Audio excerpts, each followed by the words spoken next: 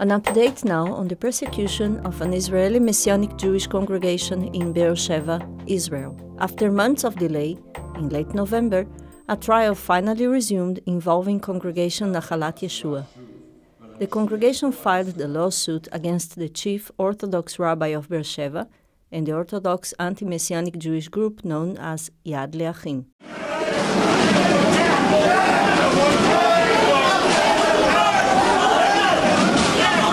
The suit stems from an incident on December 24, 2005. Some of the Orthodox leaders spread a false rumor that busloads of Jewish children were being brought to Beersheba to be forcibly baptized. We were planning on baptizing by immersion 2 women, both of them 18 or over, one of them who grew up even in a believing household. Nothing illegal about any of this, but they put out the word that we had 10 busloads coming in that day of Jewish people and minors that we were going to baptize and make Christian.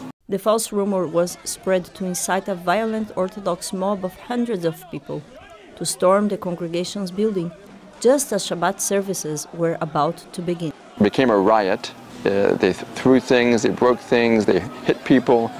The riot squad had to be called in. The Orthodox mob caused extensive damage, vandalizing the building, terrifying the congregation, and even injuring some, including congregational leader Howard Bass. They were yelling at people, cursing people.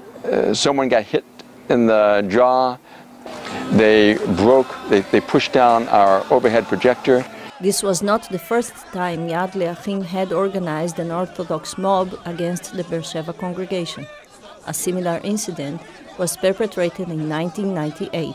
The day after the 2005 violence, Rabbi Derry spoke on the radio making light of the situation. The interviewer even asked him why did he take the law into his own hands. He basically pushed the law aside and said, Jews do not want us here.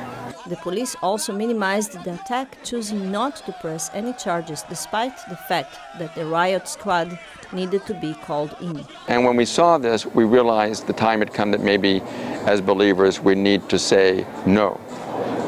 What you did is illegal. With Israeli media ignoring the case, the congregation concluded legal action must be taken to show that these illegal and violent actions would not be tolerated.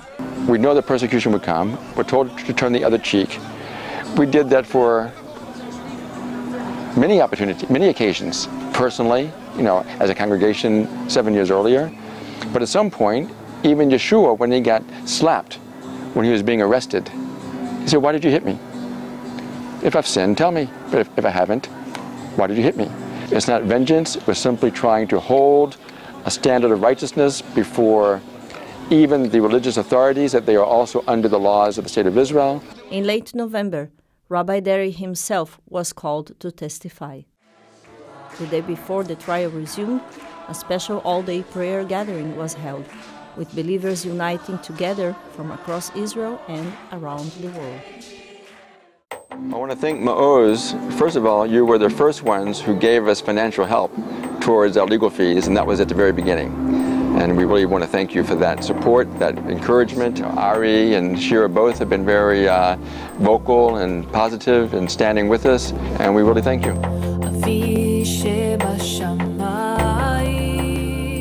We want to put a stop sign up, a traffic light up, to give people a chance to sense there is danger and consider what you're doing, so that some will turn away from it rather than continuing on in it. But it's clear from the scriptures persecution will increase in Israel against the believers, and we need to be prepared for it. Gamliel said, the rabbi 2,000 years ago told the Jewish leaders, be careful for coming against the believers in Yeshua. If it's not of God, it won't last long. But if it is of God, you will not stop it, and you're fighting against God. Well, here we are 2,000 years later.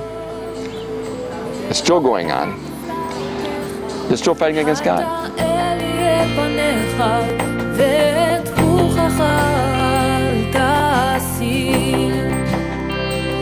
ואם אשכח אותך לרגע